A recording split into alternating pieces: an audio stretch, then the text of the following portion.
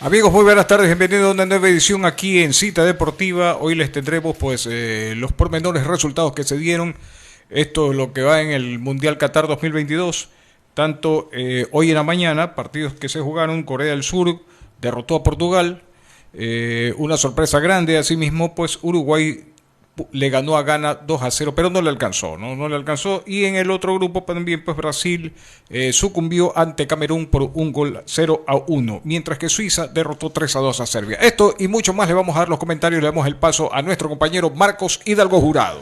Gracias, Richard, a todos nuestros seguidores de Cita Deportiva. El día de hoy, viernes, una nueva programación para ofrecerles a ustedes los pormenores, la fecha de hoy, que estuvo muy interesante, especialmente el grupo, los que se jugó hoy a las 10 de la mañana, el grupo de Uruguay y Portugal. Lastimosamente los charrúas, segunda selección sudamericana eliminada. Sí.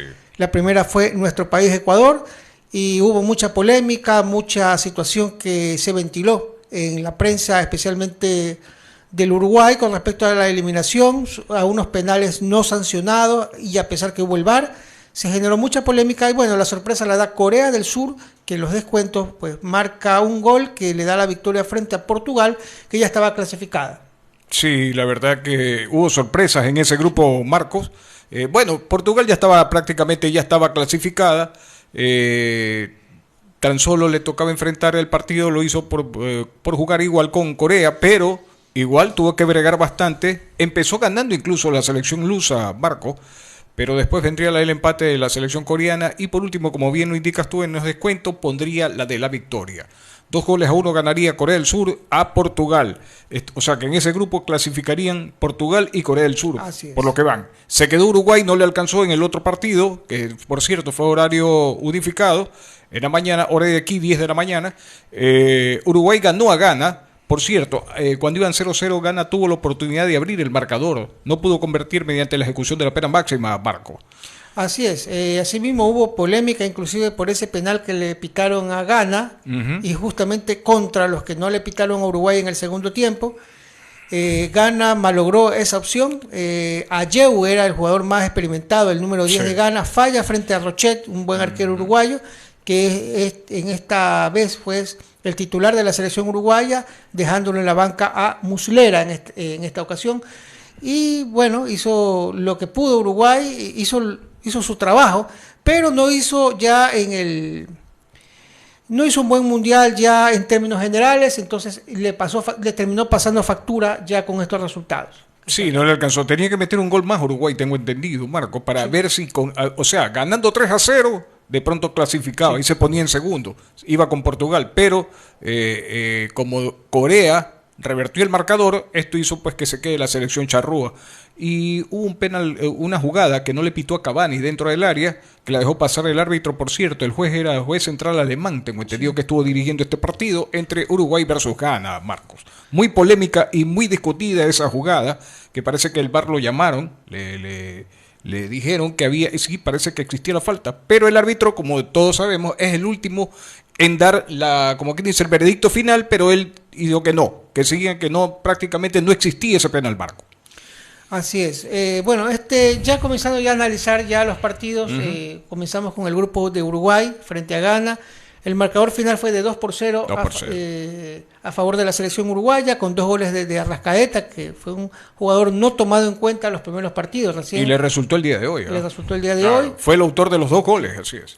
Hay que hacer una especie de símil entre lo que le sucedió a Uruguay contra lo que pasamos ya como... Ya no vamos a tocar mucho en este programa el tema selección ecuatoriana, ya estuvimos muy amplios el día de ayer con lo que sucedió, pero haciendo un símil, la opción que tuvo el día de hoy Uruguay para clasificar, sin haber hecho un buen mundial. O sea, Uruguay funcionalmente no tuvo un buen fútbol, reconocido inclusive por la misma prensa uruguaya. Muchas críticas al técnico Diego Alonso. Mucho mejor fútbol demostró Ecuador en sus primeros partidos, pero sin embargo, pues tanto Ecuador como Uruguay, 2 selecciones sudamericanas, llegaron al tercer partido con una opción clara de poder clasificar. Para Ecuador llevaba la ventaja de que le servía el empate. el que necesitaba la victoria era en este caso Senegal. Acá en este partido, en este grupo, Uruguay era el forzado a ganar para clasificar, y a Ghana, el equipo africano, le servía el empate. Entonces estamos hablando de una selección sudamericana frente a una africana de similares características, tanto Ghana como Senegal.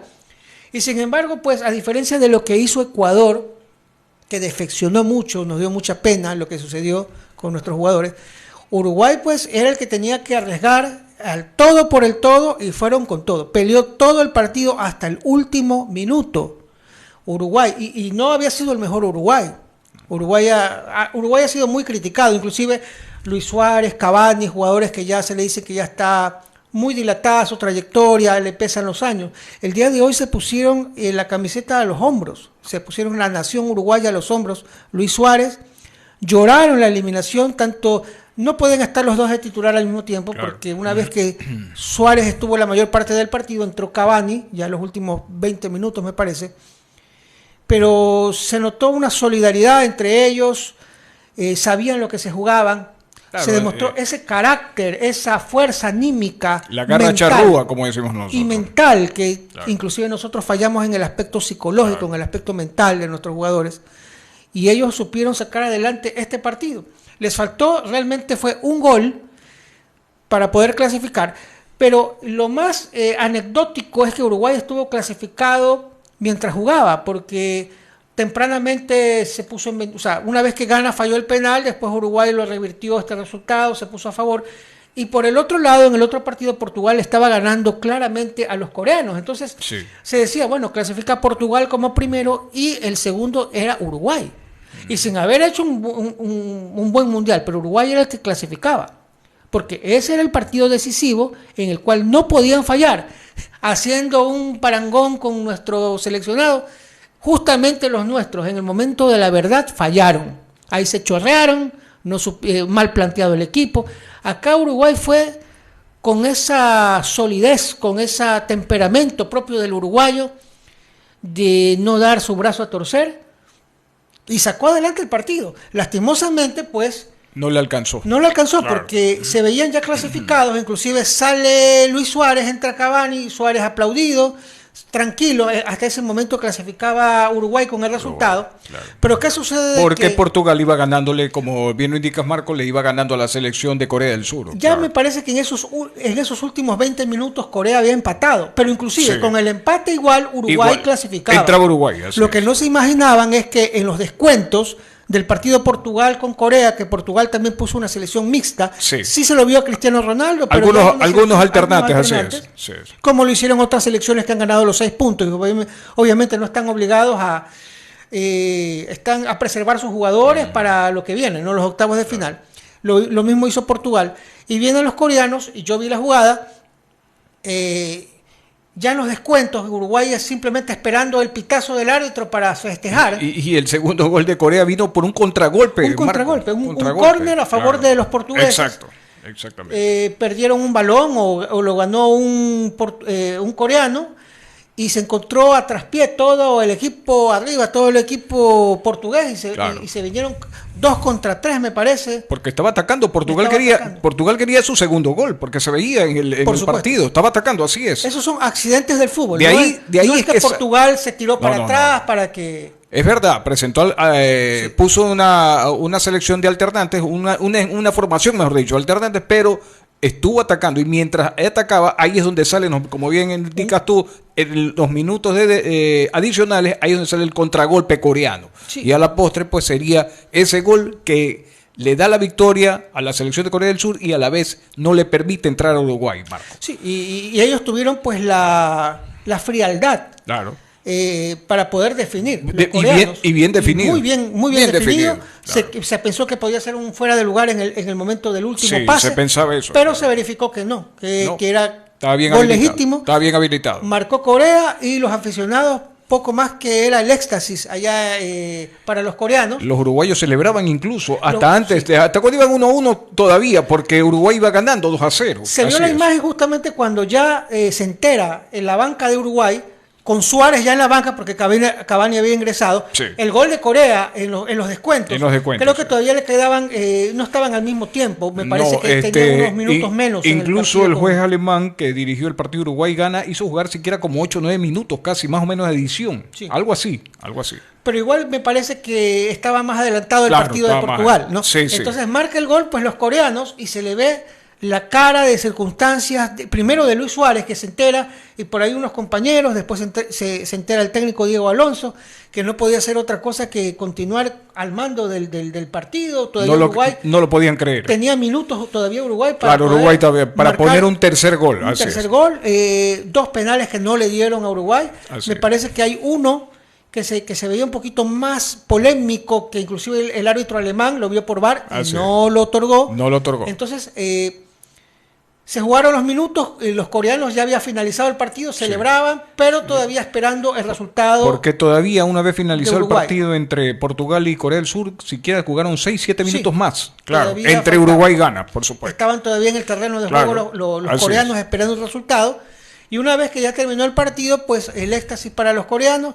Y en Uruguay, pues lastimosamente, cabizbajos.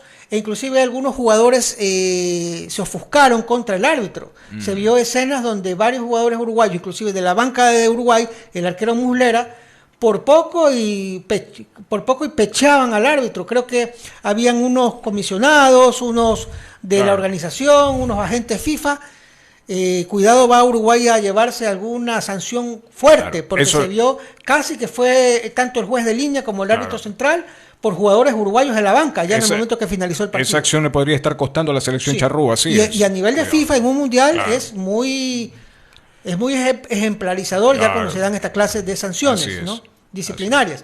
Y lastimosamente Uruguay tuvo que aceptar pues que no le jugó esta vez la suerte, pues Corea es el clasificado, otra nueva sorpresa, así como Japón, tenemos a los 2 asiáticos. Así es, ayer es Japón, hoy Corea del Sur. Tenemos también una selección africana como Marruecos, Australia, que jugaba siendo de Oceanía, pero juega por la Confederación Asiática. Y Senegal sorpresas también. Y Senegal, a pesar de que Senegal venía bien. Los africanos como Senegal no llamaba mucho la atención y se los consideraba, ¿no? Pero hablar pues de un Corea, de un Japón en estas instancias, y bueno, ya se están más o menos armando las llaves, porque de ahí vinieron los partidos del otro grupo, pues no, a las 2 de la tarde. 2 de la tarde, el partido, pues Suiza derrotó 3-2 a Serbia. Comenzó ganando Serbia. Y Serbia se puso adelante en el marcador, así es. Bueno, a ver, me parece que sí, efectivamente. Me parece que comenzó Suiza y después Serbia le llevó 2-1. Suiza abrió el marcador, abrió el marcador Suiza. Y después empataría Serbia y le le vira el partido Serbia, pero todavía, claro, faltaba por jugarse. Hasta ahí, con el triunfo, Serbia clasificaba, porque Suiza solamente le bastaba el empate, Serbia necesitaba ganar. Ahí también hubo un momento la sorpresa, así como se estaba jugando entre Uruguay y Ghana, y lo que se medían mientras jugaban también Portugal y Corea, acá también se estaban dando, así con el marcador, que se puso Serbia adelante después, prácticamente estaba metiéndose ya en la clasificación. Así es, como segundo. Y Brasil no podía abrir el marcador frente a Camerún. Brasil justamente utilizó un equipo completamente alternante para este partido. Totalmente, el técnico Tite puso una formación, como quien dice, de emergentes para enfrentar a la selección de Camerún. Y en ese partido, por cierto, Camerún ganó. Con la mínima anotación de 1. En los descuentos llegaría el Fue sorpresivo porque se esperaba por lo menos el empate de Brasil, pero termina ganando Camerún. No lo alcanzó a la postre porque Suiza, por otro lado, le bastaba a sí mismo el empate porque tenía mejor gol diferencia. Suiza con el empate ya estaba. Sí. Y pues con la victoria, pues más aún todavía. Terminaron, me parece, con el mismo puntaje Brasil y Suiza, pero por gol diferencia Brasil pues ya llevaba la ventaja. +2 me parece que tiene Brasil y +1 Suiza.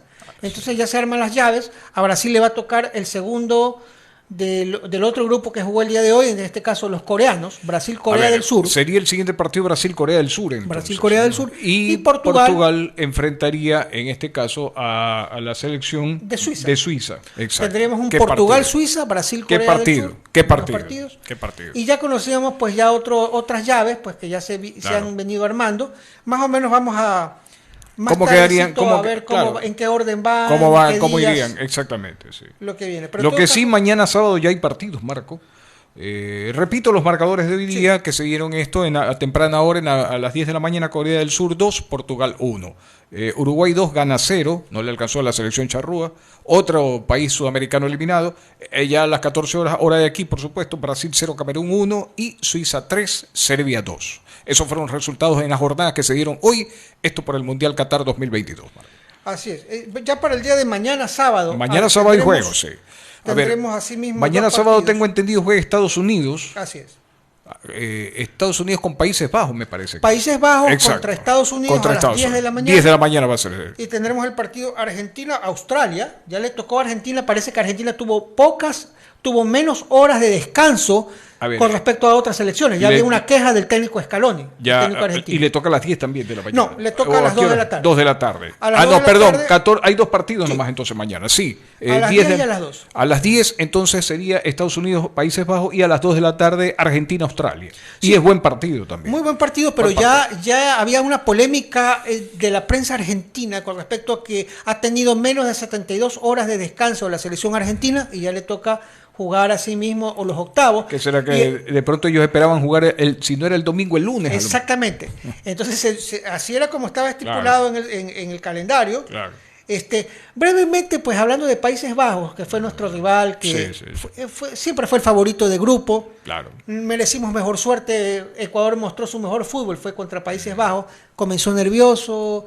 Se decía que como Senegal vencía a Qatar 2-0, ya nuestros jugadores como que ya psicológicamente estaban afectados y estaban comenzando a defeccionar en su funcionamiento, en su actuación. Después se fue poco a poco asentando en el terreno de juego y mostró el fútbol que todos esperamos de Ecuador frente a un Holanda, pues que inclusive el técnico Van Gaal reconocía que Ecuador mereció mejor suerte, mereció inclusive vencerlo. Países Bajos, la gente se pregunta por qué antes se le decía Holanda y ahora se lo conoce como Países Bajos.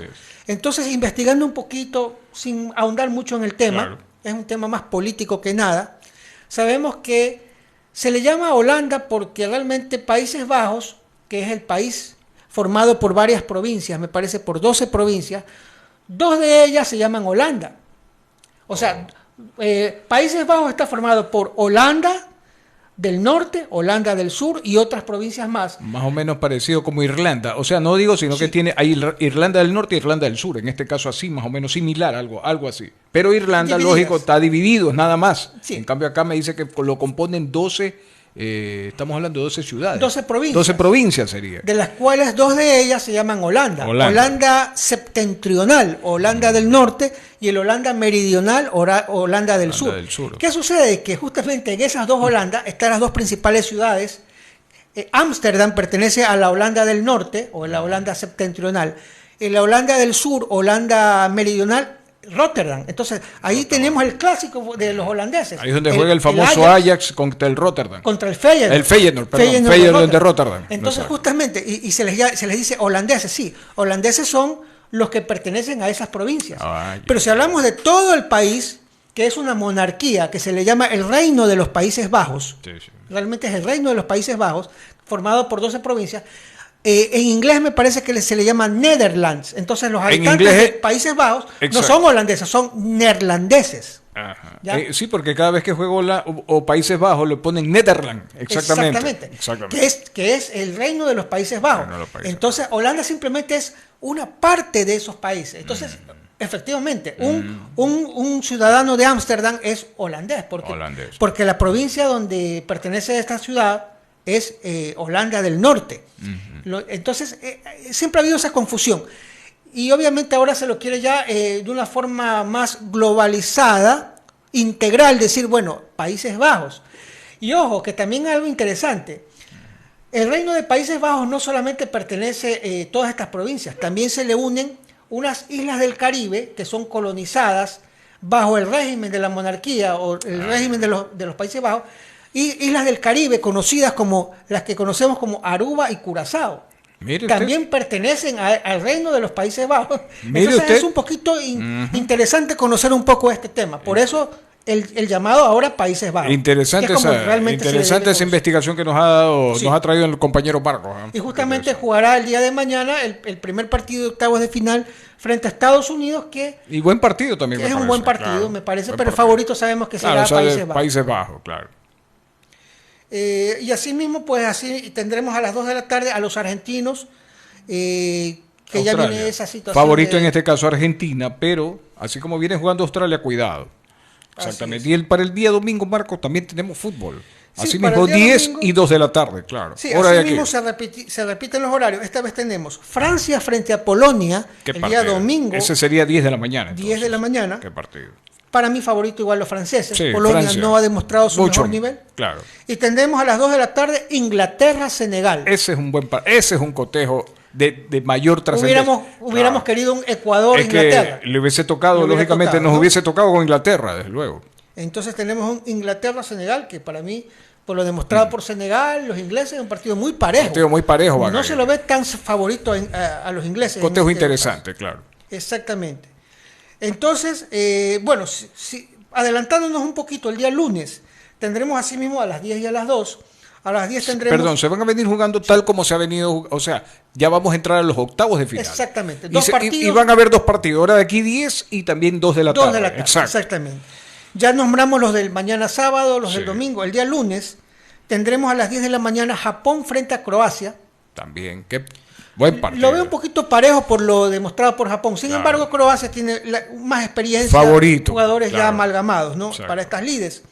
Y tendremos pues a las 2 de la tarde Brasil frente a Corea del Sur. Buen partido también. Brasil frente a Corea del Sur el lunes a las 2 de la tarde. El día martes, de una vez, ya que comenzamos, vamos a nombrarlo de una vez. Claro. El día martes, 6 de diciembre, tendremos a las 10 de la mañana Marruecos frente a España. Ese también es un partido que también los españoles parecería que escogieron rival, pero cuidado con Marruecos, que es un equipo que solo ha recibido un gol en 3 partidos. Muy sólido en defensa. Sólido. Cuidado, ¿no? Marruecos, España, 10 de la mañana del día. Para mí que le toca una selección dura, una selección fuerte a la selección ibérica enfrentar a Marruecos, Marcos. Así es. Ese partido es a las 10 de la mañana. A las 10 de la mañana. Y a las 14 horas. Y a las 14 horas pues tendremos pues el partido Portugal frente a Suiza. Buen partido también. Que recién pues conocimos la clasificación de los suizos el día de hoy. Portugal ya estaba. Claro, ya estaba clasificado. Exactamente. Ya estaba clasificado, desde luego. Aprovechando esta situación, pues, estos calendarios, para orientar un poquito a nuestros seguidores, más o menos cómo están ubicadas las llaves, ¿no? Claro. ¿En qué orden? Por ejemplo, la selección española no le va a tocar enfrentar a Brasil. Supongamos que España venza a Marruecos, que es favorito a España, y Brasil venza a la selección de Corea del Sur. Claro. Están en llaves diferentes, están en ubicaciones distintas. Se podrían encontrar en una final, pero no se van a encontrar ni en cuartos ni en semifinales. En todo caso, por un lado de la llave tenemos Países Bajos, Estados Unidos. El ganador de esta llave se enfrentará al ganador entre Argentina y Australia. Podemos tener un Argentina.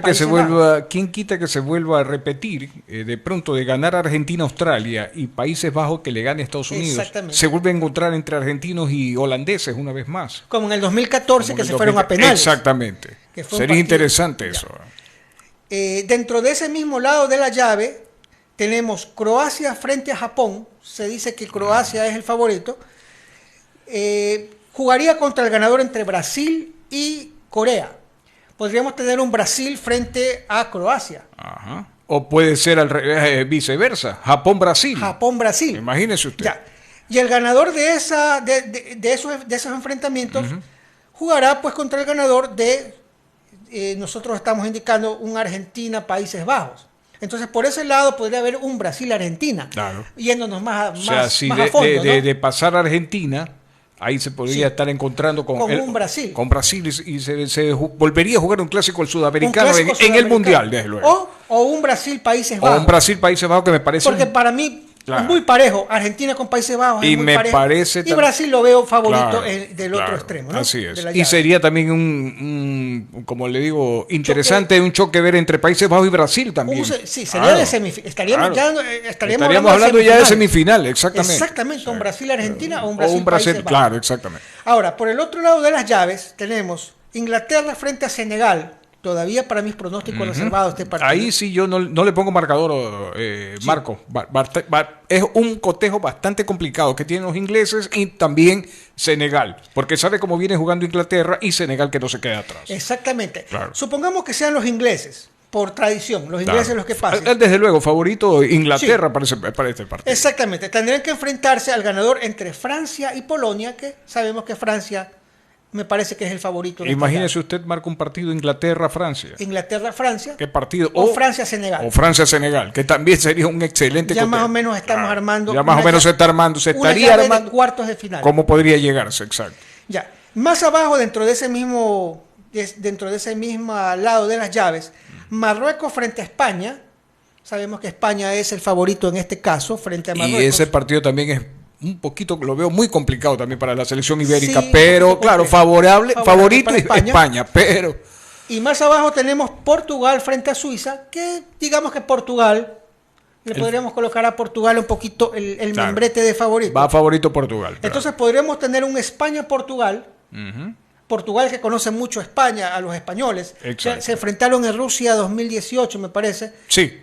Pero en fase de grupos, y Portugal empató con un tiro libre en el último minuto de Cristiano Ronaldo a los españoles, 3-3. Fue uno de los mejores partidos del Mundial de Rusia. Y podría volver a encontrarse de pronto. Ahora en un cuartos de final, Portugal-España, como ya lo habíamos indicado, posiblemente un Inglaterra-Francia. Entonces entre esos dos ganadores podría haber una de las semifinales. Para enfrentarlos del otro costado, que podría ser un Brasil-Argentina o un Brasil-Países Bajos. Más o menos ya podemos ir más viendo. O menos ir armando cómo se podrían estar o cómo podrían llegar estas selecciones, de pronto se podrían estar enfrentando a eso, a medida que van pasando. De octavos pasarían a los cuartos, así es. Entonces se pone muy interesante el Mundial, ya cada vez el tiempo se nos acorta. Sí. Extrañábamos las amanecidas 5 o 6 de la mañana para ver cuando había 4 partidos diarios. Y me atrevo a decir, Marcos, que desde mañana es donde se va a comenzar a ver. Ahora sí van a poner los técnicos toda la carne en el asador, porque estos partidos, aquí no puede haber empate. Si en caso de llegar o quedar alguna selección empatada, sea esta 0 tantos 1-1, 2-2, automáticamente tiene que definirse por la vía de la pena máxima. Y ahí uno de los dos lamentablemente tiene que quedarse y el otro seguir avanzando. Pero no puede haber aquí empate, desde luego. Y no le sorprenda que haya más de eso también. Claro. Que no me sorprenda que se den este tipo que lleguen a los penales. Claro. Sí, me parecía también, como todavía estamos en Mundial, claro, ya pronto vamos a pasar a un tema un poco más local. En el caso de los Mundiales ya mencionamos los partidos que se vienen por octavos de final, muy interesante a partir del día de mañana. Exacto. Quería comentar un poquito sobre la debacle de Alemania, que ya son 2 mundiales seguidos que se quedan en fase de grupo. Rusia 2018 y ahora vuelve otra vez a repetirse en Qatar 2022. Marco, eso que estábamos comentando ayer, está preocupante esto para la selección teutona porque nadie esperaba esto. En la primera ronda eliminada la selección, todos sabemos que es una selección fuerte y siempre acostumbrados a verla estamos hablando del Mundial de Inglaterra 66, a pelear los primeros lugares. Hasta Brasil 2014, o sea, lo más bajito para ellos era llegar a cuartos de final. Y quedarse en cuartos de final era un fracaso. Han sido 8 años, porque estamos hablando de semifinal, estamos hablando del 2018 acá, 4 años. Todos los 2 últimos mundiales. Los 2 últimos mundiales. 4 años que han sido de excepción para la selección. De que se quede para la selección teutona, así es. Una situación bastante preocupante. ¿Qué han dicho de pronto los dirigentes, la Federación Alemana de Fútbol? Sí, han de estar preocupantes. Sí, todavía están un poquito en caliente la situación. Claro. Me imagino estarán esperando a que culmine el Mundial para ya encontrar algunas decisiones, algunas novedades con respecto al futuro de lo que se le viene a la selección alemana. Así. Pero sin embargo ha habido mucha crítica. La he escuchado más, pues obviamente habla hispana, críticas de periodistas mexicanos, argentinos, de países latinos, sobre qué hace Alemania, un país que siempre ha acostumbrado a formar de su cantera, no jugadores tipo Cristiano Ronaldo, tipo Messi o cracks, pero jugadores de una escuela bastante pareja, de mucha cantidad de jugadores de donde elegir, de un gran nivel, o sea, no son las figuras como Messi, que es descollante, claro, pero son muy buenos jugadores de fútbol en cada una de sus líneas. No hablemos del arco, claro, de la defensa, de volantes, delantero, para armar siempre selecciones muy parejas, muy solventes, muy sólidas. ¿Qué hace Alemania todavía dependiendo de un Thomas Müller, más de 30 años, dependiendo de este jugador que ni en el Bayern Múnich es un titular constante? Es un jugador importante, lo sigue siendo, pero es un jugador que ya alterna, no es un titular constante en el Bayern, porque Bayern la mayoría son extranjeros, hay mucho francés, mucho holandés, inclusive camerunés en el Bayern, tiene el senegalés Sadio Mané. Sin embargo, llega a la selección alemana y tiene déficit en ciertas zonas del terreno de juego, la defensa central, jugadores ya un poquito lentos. Me acuerdo que tenían a este jugador de raza negra del Bayern hasta hace poco, pues ahora tienen a un Rüdiger que está en el Real Madrid, pero que no obedecen a las características de anteriores jugadores alemanes de Argentina 78, de España 82. Nada que ver con, como usted lo indica, de Italia 90, tenían un Andreas Brehme. Del 90, de Estados Unidos 94, Francia 98. Klaus Augenthaler. El mismo jugador, 2002 que llega a la final con Brasil, exactamente. Exactamente, o sea, claro, ahora tiene que depender de un jugador, no por irme en contra de este jugador que estuvo en el Bayern algunos años, pero es un jugador que es un buen alternante, pero no es un jugador para ser líder o titular indiscutible, claro, de una selección teutona, como Niklas Süle, un jugador que es más de fuerza, es un jugador cumplidor, sí, pero es un jugador de fuerza, que no tiene la técnica de tantos jugadores alemanes de antaño. Claro. Entonces, depender de este jugador, de un Rüdiger un poquito lento, un jugador de tez morena, que actualmente está en el Real Madrid, no sé, pues no. Todavía un Mario Götze, un jugador que hizo el gol en la final contra Argentina en el 2014, pero que ya venía de bajada, inclusive pasó por diferentes equipos, pero a la falta de jugadores en ciertas posiciones se los sigue convocando. Un Thomas Müller, a la falta pues de un delantero insigne. ¿Qué jugadores, qué panzers que tenía Alemania? Pues claro, un Karl-Heinz Rummenigge, aún recuerdo por nombrar algunos. El mismo Jürgen Klinsmann, que fue sensación en Eurocopa 88, llegó a Italia 90. El mismo Andrea Bremer estaba también. Ese era más defensivo. Sí, pero estamos hablando de jugadores en todos los puestos. Un Bertie Box en el 74 y 78. Uwe Seller, si nos vamos un poco más atrás. El mismo Gerd Müller. Estaba también Overath, un señor mediocampista que jugaba. El mismo Frank Beckenbauer, que estuvo en el Mundial Inglaterra 66, 70 y 74. Fíjese usted, 3 mundiales. El mismo, usted lo nombró, Rummenigge en el 78 y creo que llegó hasta 82, España 82. Claro, qué jugadores, o sea, ¿no? Littbarski. ¿Se acuerda de Manfred Kaltz? Claro, estaba Littbarski. O sea, eran jugadores desesperados. Von Hoff, eran jugadores que... Klaus Alof también. Exactamente. Klaus Alof en México 86. ¿Qué jugadores que ha tenido? Claro. Me acuerdo que en el 74, campeón con Alemania, los Grabowski. Eran jugadores, supuesto, o sea... ¿no? Marcaban, o sea... Sí, había una diferencia. Claro, y no estamos hablando en todos los puestos, como usted lo indicaba. ¿A qué está preocupante que... Paul Breitner. El mismo Paul Breitner, exactamente. O sea, está preocupante. Y tremendo jugador en el Real Madrid. Claro que sí. ¿Se acuerda de otro alemán, un tanque que también jugaba? Hunter Netzer. Por supuesto. Exactamente. Hunter Netzer. O sea... Pero de ahí está preocupante. ¿Qué pasa? Que no están saliendo jugadores. Sí, me refiero en diferentes puestos. Yo me enfoco más en la delantera, que es donde... Y, claro, la parte ofensiva, que es donde no están, como quien dice, no están atinando. Un jugador insigne, para que Thomas Müller, que es un jugador importante en el Bayern, pero no es un titular, tengan que optar por él para que sea el jugador referente de esta selección alemana. Y ya está pasando de 30 años, claro. Ya no tiene la misma velocidad, inclusive, y nunca fue pues un Panzer, o sea, me acuerdo, pues, recordemos a Rudi Feller, era temible. ¿Qué jugador? En Italia 90, llegó a Estados Unidos 94. ¿Qué jugador? Supuesto, ¿no? El mismo Jürgen Klinsmann.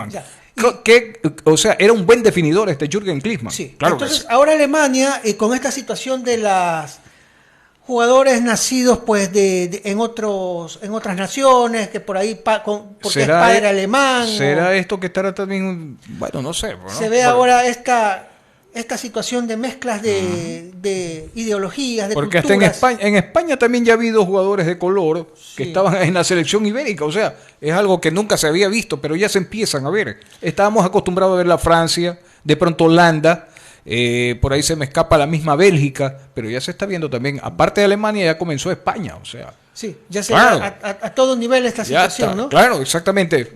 Hay muchos jugadores en esta Copa del Mundo que no son nacidos en los países donde están jugando, pero por ahí por nacionalizaciones o por padres o por ascendencia. Sin discriminar, desde luego, sin discriminar. Por supuesto. Ahora se ve esto. Y Alemania, pues, unos jugadores delgaditos, hábiles, muy buenos, como Havertz, como tiene un jugador como que estuvo lesionado, ahora no pudo estar, y ahora justamente tuvo que jugar Müller, ¿no? Entonces, en Alemania se está viendo ese déficit. No sabemos qué sucederá de aquí al próximo Mundial. Ya así mismo se vendrá la próxima Euro. Y esto lo pone, Marco, y esto pone a pensar bastante a los dirigentes de la Federación Alemana, porque esto ya son 2 mundiales que se va eliminada la selección alemana en la primera ronda. Y esto pone mucho a pensar. El delantero que traía Alemania era Timo Werner. Timo Werner tuvo una lesión, pero Timo Werner no es un Rudi Völler, no es un Jürgen Klinsmann, no es un jugador potente, es un jugador hábil, un poquito más, digamos que por los costados, pero con mucho gol. Ese era el referente alemán en el ataque y se le lesiona. Entonces, por eso vemos esta situación que está viviendo Alemania, con un técnico que lo ganó todo con el Bayern, pero no es cuestión ya de dirección técnica, es de los mismos cimientos del fútbol alemán, que tendrán que analizar mucho y tomar decisiones importantes en la federación, porque se le vienen muchos promedio de cuánto tiene la edad la selección alemana actualmente, Marco. Un promedio de unos 26, 27 años. Tiene gente joven, pero así mismo. Ya, por ejemplo, este fue el último mundial para Thomas Müller. Por supuesto. Ya se le terminó, claro. Sí, así es. Claro. Y algunos de los jugadores que he mencionado, pues ya no tendrían nada que hacer para el siguiente proceso de Alemania, ¿no? Entonces, eso con respecto a Alemania. Obviamente, si España hubiera al menos empatado su partido con Japón, Alemania era el clasificado, y de pronto estuviéramos con ese resultado que dio, si de haber ganado España, automáticamente Alemania se ponía en segundo lugar y clasificaba, exactamente. Ahora, tampoco se puede culpar a España. De pronto España bajó los decibeles, bajó el nivel buscando rival. Pero bueno, cada equipo depende de su propia actuación. Alemania se queda por sus propios errores, deberán de reconocerlo así. No supo ganar a Japón, o sea, no le podían pedir milagros que España haga el trabajo por ellos. Claro. España, cada cual fue por sus intereses. Porque favorito en ese grupo era ahí Alemania y España. Por supuesto. Eran los favoritos a clasificar. Y la sorpresa la dio Japón, venciendo a ambas selecciones, a las más fuertes. A las más fuertes. Y se mete Japón. Claro y Japón se mete encima como primero. Claro. Porque España como segundo juega contra... Japón derrota a Alemania, pierde ante... A ver... no recuerdo si empata o pierde el segundo partido que lo tiene contra la selección de Costa Rica. Perdón, perdió contra Costa Rica, sí, 0-1, exactamente. Y después, en el último partido, fíjese usted, con España se baja otro grande. Así es. A los 2 grandes se los bajó. Entonces España, Japón quedó primero en su grupo y juega contra el segundo, que es Croacia. Y Marruecos, que sorpresivamente fue líder en su grupo, juega contra el segundo, España. Así como vienen los cruces, ¿no? Como se ha dado en este mundial. Bueno, y finalmente, no sé cómo estemos de tiempo, algo de la... Para terminar esto del mundial. Este segmento internacional del mundial. Claro. La situación de México, la selección mexicana que dio mucho que hablar. Oiga. Recordemos que México por lo general ha participado por CONCACAF en casi todas las copas del mundo. Tiene como más de 10 y 12 copas del mundo que ha jugado. Y bueno, ¿de qué le ha servido? Se decía que desde el Mundial de México 86 en adelante, porque en Italia 90 tuvo una sanción, tuvo un problema disciplinario con FIFA, no jugó Italia 90. No estuvo en ese mundial. Tuvo un problema de adulteración de edad. Algo así. De una selección sub-20 y no pudo estar México para Italia 90. Después llegó Estados Unidos 94. México 86 estuvo, llegó a cuartos de final, era el país anfitrión y se queda con Alemania en los penales. Claro. De ahí Estados Unidos 94 llega a octavos de final. En Francia 98. Francia 98 octavos, 2002 octavos, 2006 octavos, se queda con Argentina en 2006. Claro. el 2010 octavos, el 2014 octavos, el 2018 octavos. Nunca pasa del quinto partido. No, del cuarto partido, porque son 3 partidos en fase de grupos. Estamos hablando, no pasa de los octavos. Entonces, para México era una utopía el quinto partido en una Copa del Mundo. Entonces, sucede que nuevamente esperaban por lo menos superar esta instancia, pasar a octavos y de octavos aspirar a un cuarto de final. Pero ¿qué sucede? Que México no pasa de la fase de grupo, que esto no le sucedía. Normalmente México llegaba a octavos de final, pasaba su grupo y llegaba a los octavos. Ahora se queda en fase de grupos y esto marcó una ácida crítica a todo nivel de la prensa mexicana. El técnico Tata Martino y por ahí otros jugadores que esperaban mucho más y no dieron la medida. Ya me imagino. Y ahora, ¿qué es lo que se está analizando en México? Es un fracaso. Porque se dice, ¿de qué sirve ser referente o ser primero o ser histórico a nivel de CONCACAF? Claro. Si llego hasta ese nivel de competencia y después ya llega la Copa del Mundo y ya nos desenmascaran, o sea, sabemos hasta dónde es nuestro límite. ¿Por qué no competir a otro nivel con los de CONMEBOL? Recordemos que México jugó Copas América, la Copa América de Ecuador. Estuvo en algunas Copas América, así es. Del 93. Y después algo sucedió, hubo un desacuerdo algo pasó. A nivel de CONMEBOL con la CONCACAF. Porque la primera vez que intervenir en esto de Copa América fue en el 93. 93 en la Copa América de Ecuador. Exactamente. Sí. Tuvimos a México. México llegó a la final. México nos eliminó en Quito con goles de Hugo Sánchez. Exacto. Y se vio, pues llegó a la final con Argentina en el Monumental aquí en Guayaquil. Exactamente. Y perdió por marcador apretado, 2-1. 2-1. Claro. Entonces, de ahí México estaba en Copa Sudamericana, Copa Libertadores. Llegó, creo que llegaron a finales de... Ganaron el Pachuca, creo que ganó la Sudamericana. Y en Libertadores llegó a final, pero bueno, no ganó. Pero esa competencia le dio a México un nivel que le ayudó a surgir, a mejorar. Y parece que están pidiendo que vuelva otra vez a competir. Parece arrepentidos. ¿Por qué?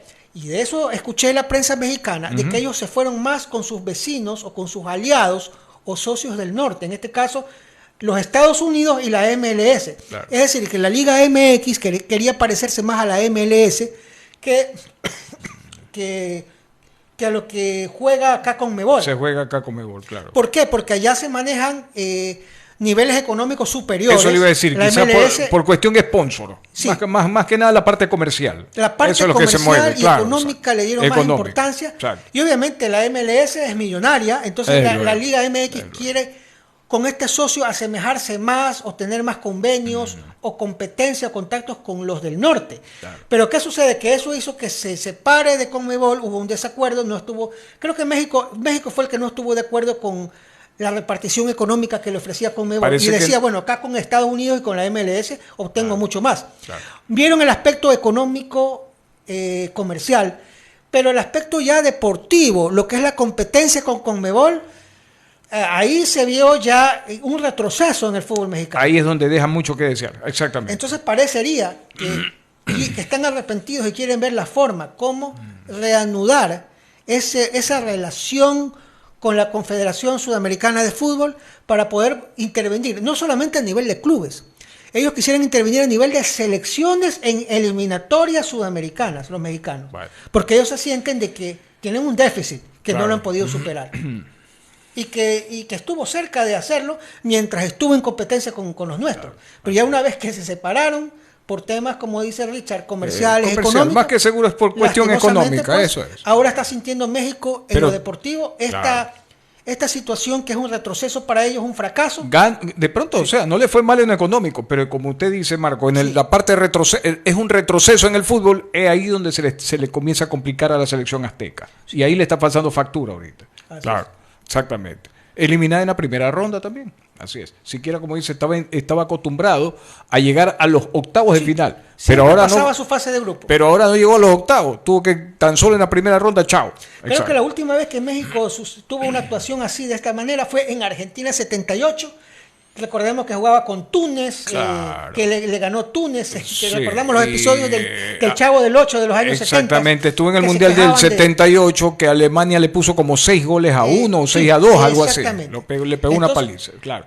Ahí México no avanzó. No era, claro. Volvemos a repetir la historia ahora. Más o menos similar, exactamente. Sí. Bueno.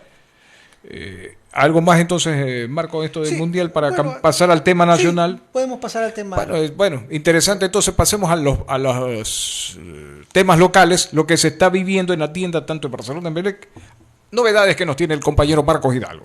Sí, ayer habíamos comentado sobre Emelec, la situación pues de la rescisión de contrato de Rescalvo y el anuncio de su nuevo técnico, Rondelli. Sí. No iba más Sebastián Rodríguez, uno de sus referentes. Sí. Y ya está confirmado lo de Rondelli. Viene como técnico. Confirmado. Exactamente. Y me imagino que a Rondelli, de la mano de Rondelli, vendrán algunos refuerzos, suponemos de Católica. Claro. Se hablaba inclusive del volante argentino Facundo Martínez. No sé si se lo haya ya desmentido. Es un jugador de más de 30 años. No sé si esté por ahí Emelec tratando de buscar un reemplazo de Sebastián Rodríguez por ahí.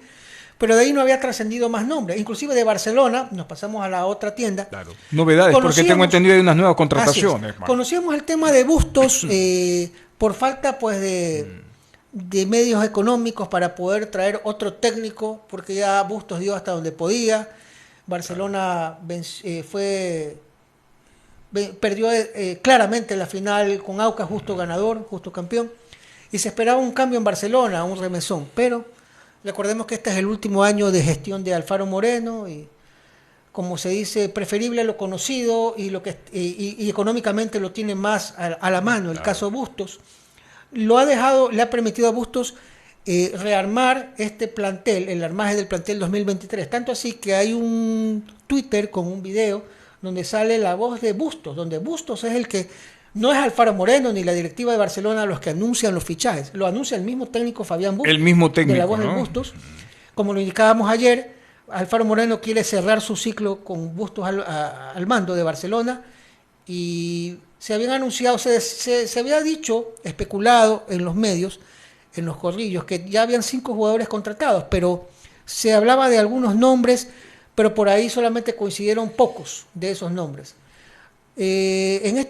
Justamente en esta lista hay un jugador nuevo, un jugador juvenil que estuvo, me parece, en las inferiores, no sé si de Liga o de Independiente del Valle, que se llamaba Morán, lateral derecho. Recordemos que Barcelona por ese lado solo cuenta con Pedro Pablo Velasco a la salida de Byron Castillo, y necesitaban reforzarse. Un jugador de 20 años que pasó por el fútbol de Croacia y estuvo pues en las inferiores, me parece que de Liga de Quito o de Independiente del Valle. Se llamaba Jordan Morán, lateral derecho, 20 años. Es una apuesta un jugador de proyección, pero no se lo considera un jugador que llegue a ocupar puesto en Barcelona desde el comienzo. Tenemos el caso de un ex Emelec. Perdón, tan solo con 20 años de edad. 20 años de edad y estuvo en el fútbol de Croacia. Lo traen de allá del fútbol de Croacia. Pasó por haber ganado algo de experiencia de pronto, ¿no? Jugador Jordan Morán. Claro. Tenemos un ex Emelec, segundo Portocarrero, que tuvo oportunidades, pero no las supo aprovechar, y después Emelec comenzó a cederlo a préstamo. Y me imagino que para que llegue a Barcelona significa que ya estaba libre, ya no tenía contrato con Emelec. Más que seguro. Estuvo en Orense el año pasado. Sí sé que es un jugador por izquierda que puede jugar de lateral, de carrilero, con llegada al arco rival. Tiene 26 años. Jugador de mediana edad, segundo Portocarrero, que lo ha estado observando Bustos y le ha visto buenas condiciones, este jugador. Y de ahí, bueno, aquí ya nos vamos a lo fuerte. Los jugadores que ya se espera que tengan ya una cabida ya como titular en Barcelona. Ya se había mencionado, tanto por los 2 clubes del astillero, traer a Janner Corozo.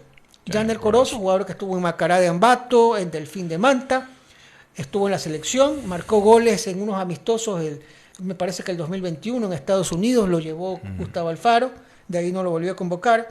Un jugador que es un extremo por izquierda con llegada al arco. Sí. O sea, es un jugador que de pronto sería ya un reemplazo claramente como para un Emanuel Martínez en Barcelona, que ya no cuenta, o como para un jugador como Jonathan Perlaza, que se dice que Barcelona no pudo hacer uso de esa opción porque costaba $2 millones.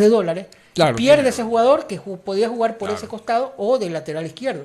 Entonces ahí llega Jagner Corozo, 27 años, que estuvo pues en el fútbol chileno, lo compró el grupo empresarial, me parece que del Pachuca, lo ubicaron, pero no tuvo para nada minutos. Entonces son jugadores que vienen a recuperarse. Parece que no le fue tan bien. No le fue tan bien. Ese es otro de los motivos por el cual llegan, o sea, no llegan en su mejor momento. Esperemos que acá rindan. Un uruguayo, delantero uruguayo de 24 años, 1,86 m, para nuestro medio sería un gigantón. 1,86 m. Agustín Rodríguez, jugador del Boston River de la primera división del torneo uruguayo. Viene a reforzar a Barcelona. Sí, viene a reforzar. Goleador, quedó como segundo goleador. 24 años y se apuesta por este jugador, se le venía dando seguimiento, viene para Barcelona.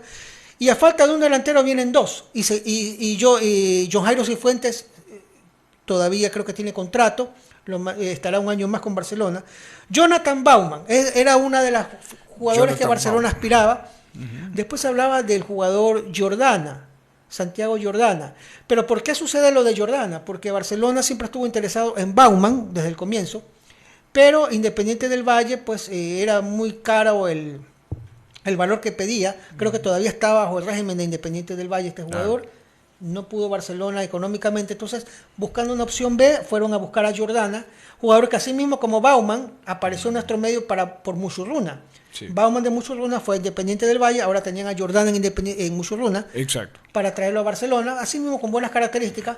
Me parece que Jordana es un poco más joven porque ya 31 años cuenta el jugador Bauman, goleador de nuestro torneo, pero la temporada pasada pues ya no le fue tan bien. Especialmente en esta segunda etapa se nos comenzó a quedar. Se quedó y además de esto, Independiente del Valle también comenzaron a surgir o a destacar otras figuras. Tiene otros jugadores importantes como me parece Lautaro Díaz.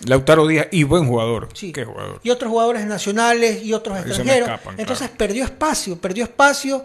En Independiente del Valle se le mojó la pólvora a Bauman, pero sin embargo yo esperaba que de pronto vencía su contrato o estaba libre y por ello Barcelona aprovechaba esta situación, pero no, parece que tuvo igual que negociar con Independiente del Valle. ¿Y cuál fue la negociación? Para adquirir los derechos del jugador, exactamente. Lo obtuvo en una especie de canje o de trueque. Con Michael Hoyos, que en Liga de Quito ya no hizo uso de la opción. Claro, entonces, estuvo en Liga en esta temporada. Como Michael Hoyos no estaba en planes de Barcelona y es un jugador que por contrato tenía que regresar, así mismo hay otros jugadores que por contrato regresan, pero sabemos que Barcelona no los tiene en los planes. Así como a Michael Hoyos era el caso de Riveros, del jugador Riveros y del jugador Garcés. Se les buscará equipo. En el caso de Michael Hoyos, pues, y el Independiente del Valle se interesó en este jugador. Barcelona en trueque hace la negociación y obtiene el pase de Bauman, que esperemos pues que rinda, que vuelva a su fuero como goleador, claro, ¿no? Exactamente. Pero no, obviamente son jugadores que no vienen pues rinda haciendo goles, exacto. Sí, porque nos quedó debiendo un poco, especialmente en esta segunda etapa de esta temporada, ¿verdad?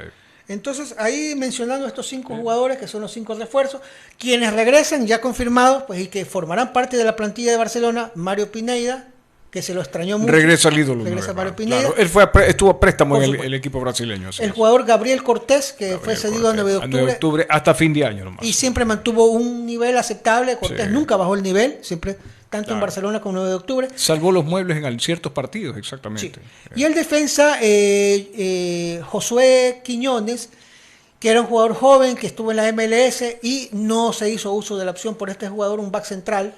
Y Barcelona, pues...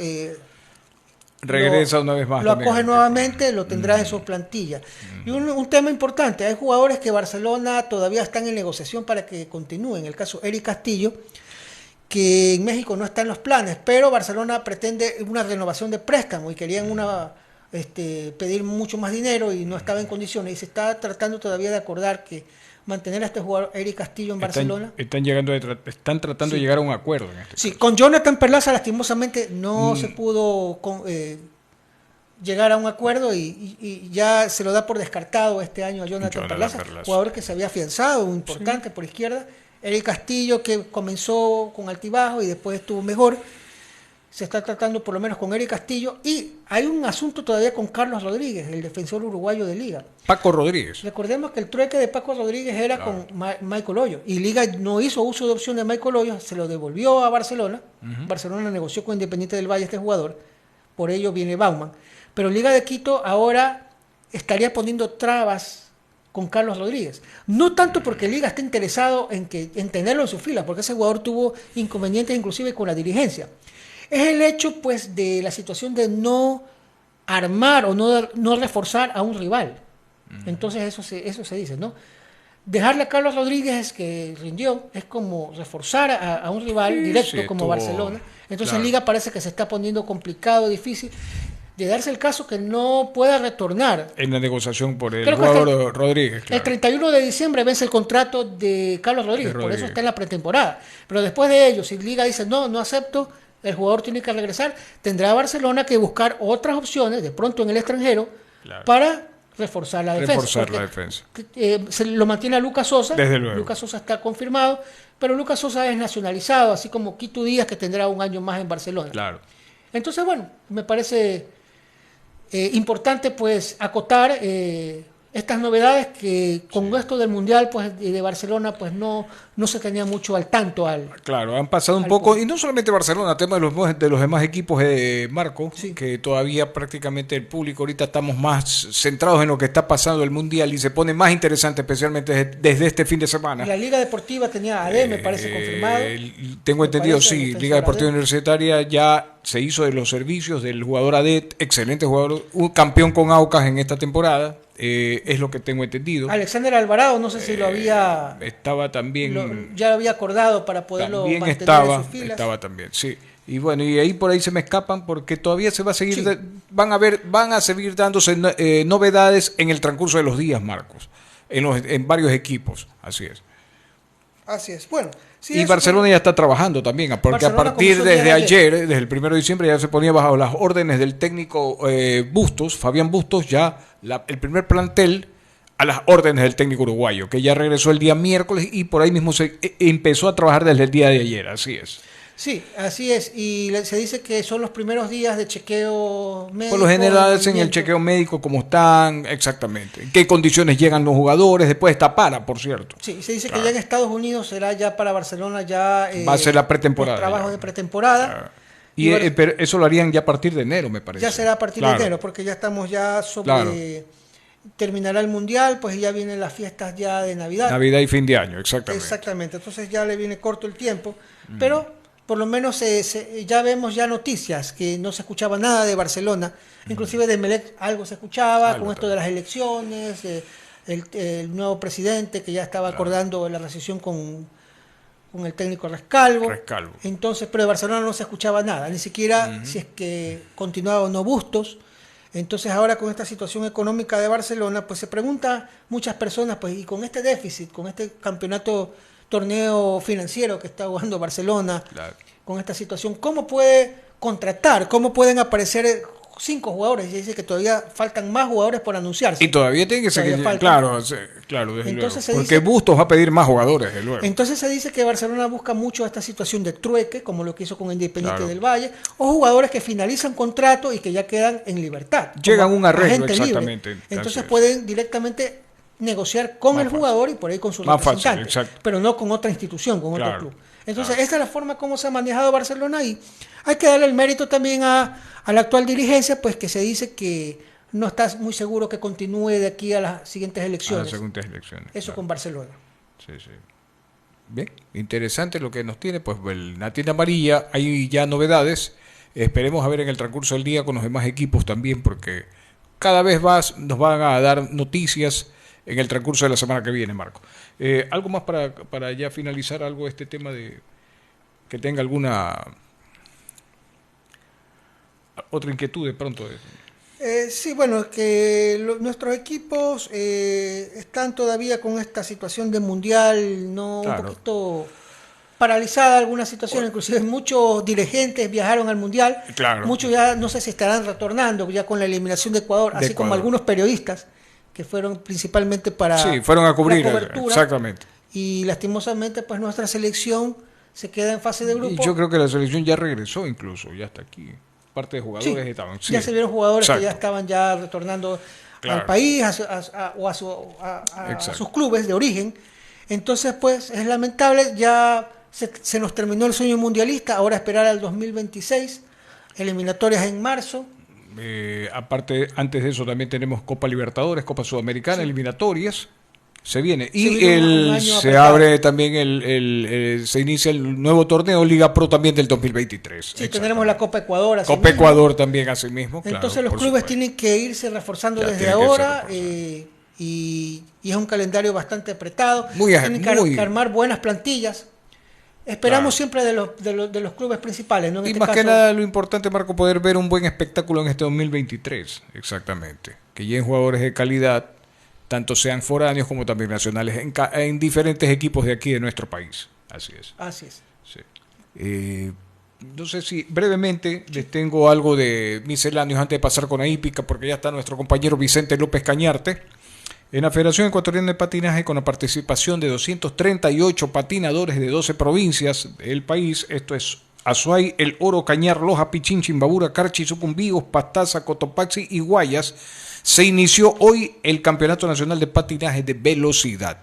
Así que interesante. Y también asimismo, hoy 2 de diciembre, inician los primeros Juegos Deportivos Intercantonales de Menores de la FED de Cotopaxi, 92 años. La lucha olímpica tendrá como sede oficial a la ciudad de La Taconga. Así que ya saben, hoy se inicia los primeros Juegos Deportivos Intercantonales Menores. Estamos hablando la FED de Cotopaxi por 92 años. Bien, eso era brevemente los misceláneos. Tengo una novedad. ¿Cómo no? Comentando de Barcelona. Aparentemente, Leonay Sousa, que se daba por descontado que Barcelona no podía hacer uso de la opción. ¿Qué pasa con el brasileño? Claro. Aparentemente tampoco ha estado en planes de Plaza Colonia, que es el dueño de esos pases de la Liga Uruguaya, del fútbol uruguayo.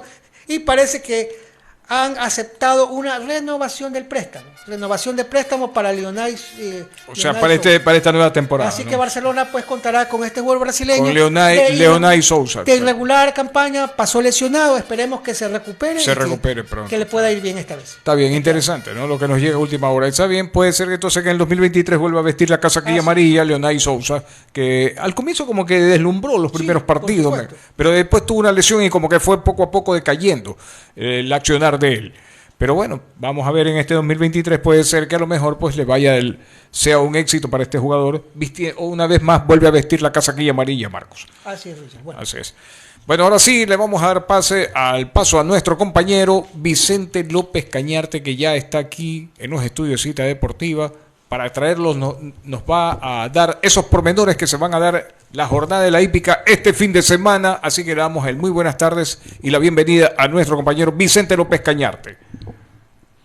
Muy buenas tardes en Cita Deportiva.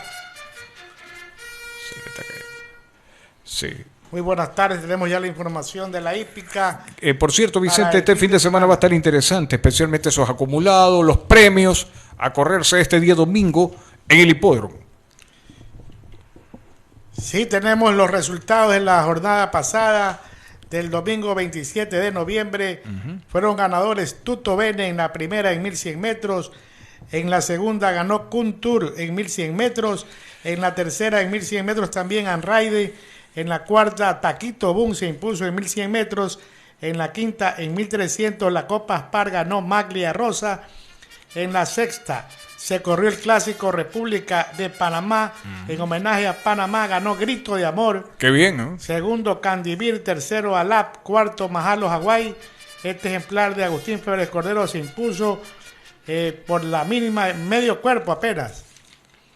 En la séptima distancia de 1500 metros, Ferragamo fue el triunfador. Se impuso este ejemplar del Stuck Tres Patines y en la final, en 1400 metros, gana King Sal también del Stuck Agustín Gabriel.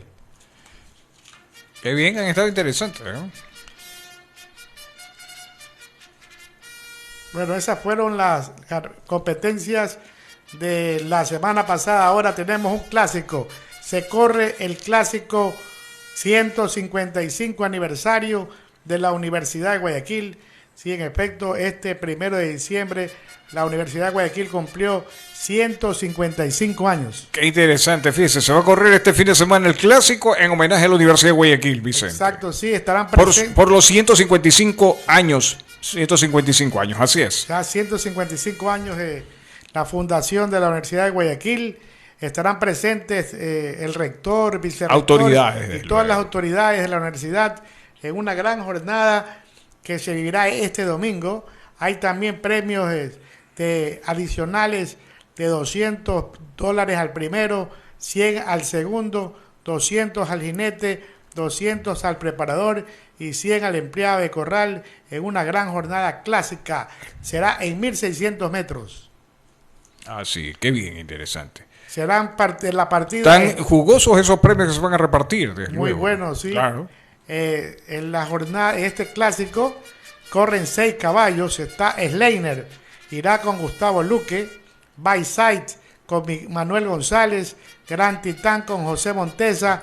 Fasano con Henry Casa. Dram Titer con José Jurado. Y el Puma Carranza, Jonathan Valdivia. Qué favoritos bien de Cita Deportiva en este clásico son el Puma Carranza, debe ganar ese ejemplar, llegó segundo de Soda Stereo, apenas a un cuerpo demostrando capacidad, ahora sigue con Jonathan Valdivia y será el favorito a imponerse en la milla del clásico. El rival puede ser Grand Titer, un ejemplar que viene también de menos a más, ya ganó la anterior con José Jurado y promete otra victoria consecutiva. Y para tercero Gran Titán, otro buen ejemplar, va ganando 2 al hilo y se perfila a la tercera victoria. Bueno, tenemos los favoritos de Cita Deportiva a anotar para esta nueva cartelera. Tenemos en la primera, en 1.300 metros, corren 7 ejemplares. Le damos el voto a Granada Gil, que va con José Jurado. Ya ganó este ejemplar de Joan Susá y es el favorito a ganar Granada Gil. Le sigue Malov y para tercero Siempre Contigo. En la segunda serán 7 los participantes, 1.200 metros. Los favoritos son Taimur, Guanijay y Vitico Joy. Qué bien. En la tercera, en 1.100 metros, los favoritos son Semos, Gran Jeque y Keynesiano. Son potros nacionales en distancia de 1.100 metros. En la cuarta en competencia participan nada menos que 8 ejemplares, uno va en descarte, Coco Toscano, y en 1.000 metros los favoritos son Mozalá, Karaoke y Bala Laica. Karaoke. Ese es uno de los favoritos. En la quinta, en 1.000 metros, corren 9 esta vez. Mano a Mano es el favorito. Le sigue Picante y Laura. Son 3 los favoritos a ganar para anotar y obtener buenos dividendos. ¿En los cuántos metros este? En 1.000 metros. 1.000 metros. Qué bien. En la sexta, en distancia de 1.000 metros, corren 6 ejemplares. El favorito es la Policía, una yegua policía. Del Sturref. Este es la favorita. Le sigue Ixamara y para tercero Curly. En la séptima corren el clásico 155 aniversario de la Universidad de Guayaquil. Estará presente el rector de la universidad para entregar el trofeo y premios a los ganadores. En 1.600 metros, repetimos, el favorito es el Puma Carranza, le sigue Gran Títer y para tercero Gran Titán. Y en la octava, también en milla 1.600 metros, los favoritos son Majalo Hawái, Siempre Alerta y Tiglio. Esos son, ya estamos en la parte de esta, faltan 3 programaciones ya para terminar el año, que no ha sido muy bueno en la hípica, porque ha habido, digamos, el fútbol se ha llevado gran parte de las novedades ahí en esta cuestión. Por esto el mundial que se está viviendo. O sea, aparte de este, o sea, ya con este fin de semana quedarían 2 o 3 más, 3 fechas. 3 reuniones, reuniones más, ¿sí? ¿No? 3 reuniones más. Para cerrar el año. Ya se cerraría el año. Oiga, Vicente, le quería hacer una consulta. Un jinete, más o menos, ¿cuánto está ganando? ¿Cómo el salario de un jinete? El jinete, o sea, aparte, me imagino, si él tiene un salario y aparte de eso, si él gana, si por decir, llega a ganar la carrera, tiene un incentivo, gana también ahí. Él también gana por nivel de ganador, o sea, gana una carrera y se le asigna una cantidad por ese triunfo, y también solo por haber participado también tiene una, digamos, una ganancia, solo por participar. Solo por participar en esa tarde. Además, digamos, el incentivo que le da el propietario, el dueño claro, del caballo. aparte de eso, muy aparte de claro, eso. Claro, en algunas ocasiones se gana un gran clásico, sí le dan una buena, se puede decir propina, $300, $500, que es para el jinete por haber hecho el esfuerzo realizado. Eso también, a nivel de jinetes y profesionales, no es mucho lo que se gana tampoco. claro. Usted va a otras partes, como siempre en Estados Unidos, En otros países. Claro. un jinete, digamos, tiene unas ganancias astronómicas, se podría decir, gana mucho. Por ejemplo, en Estados Unidos, ya un ganador de Derby de Kentucky, imagínense, son ya miles de dólares que gana un jinete en esas latitudes. Que se lleva solo que ese día. En Estados Unidos hay un jinete que tiene, digamos, avioneta, avión, pero ese, digamos, en otras latitudes. Son bien pagados, ¿no? Son bien pagados. Y los premios también. Y los premios son los jugosos premios que se dan, claro. Y las apuestas también son millonarias. O sea, claro, desde luego. Hay una gran diferencia. Hay un abismo totalmente, así es. Sí, sí. Así, entonces tenemos ya la invitación para esta jornada. Estarán presentes... En homenaje a la Universidad de Guayaquil por los 155 años que está cumpliendo. Muy meritoria, digamos, por este homenaje a la universidad. Se lo he hecho en alguna otra ocasión anterior, pero esta semana será toda la hípica, digamos, en homenaje a esta gloriosa universidad donde yo también me formé, ¿no? Claro. Y tenemos muchos profesionales que se formaron en esta gran universidad. El alma mater, que decimos nosotros. Así es. Bueno, amigos, antes de cerrar, Vicente, algo más ya para despedir este programa.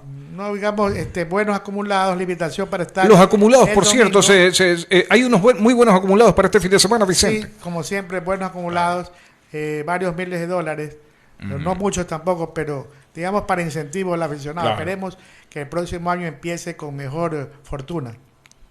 Amigos, estamos llegando a la parte final. Quiero agradecer tanto a Marcos Hidalgo Jurado y a Vicente López Cañarte por haber estado aquí en el programa Cita Deportiva. No sin antes decirles que recuerde que para este día lunes de 16 a 17 horas ustedes tienen una cita deportiva.